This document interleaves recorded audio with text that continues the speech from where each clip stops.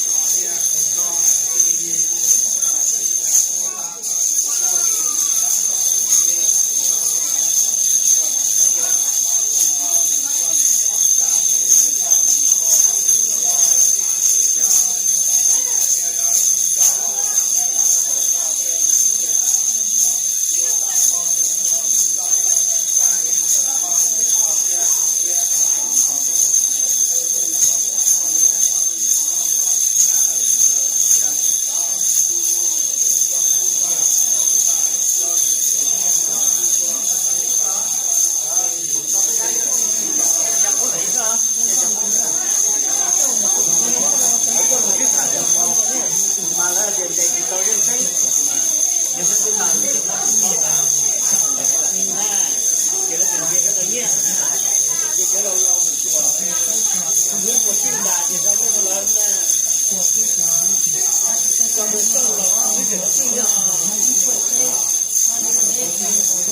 cái cho mình lâu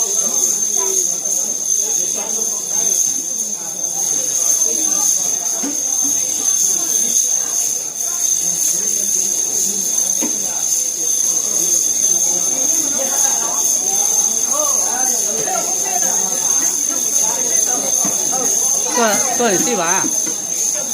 做。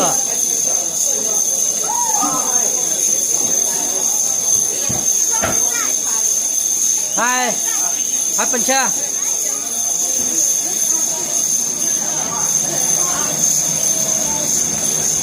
可以晒了吗？你弄个有包好。你们的声音很清楚。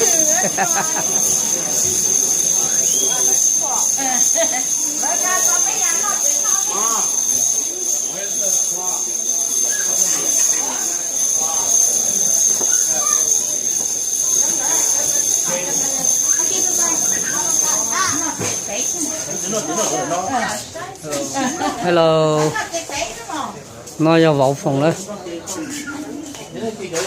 Hello, chả có chỉ tết to này là có tu sửa chả có nhỏ, tu tiền không có.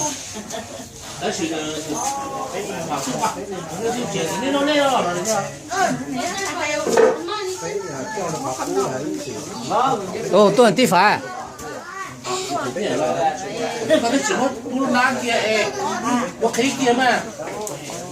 Ok, chị tụi nó giờ tụi mua phá nữa, phá cũng vậy đó, họ tụi họ giờ tụi mua kho.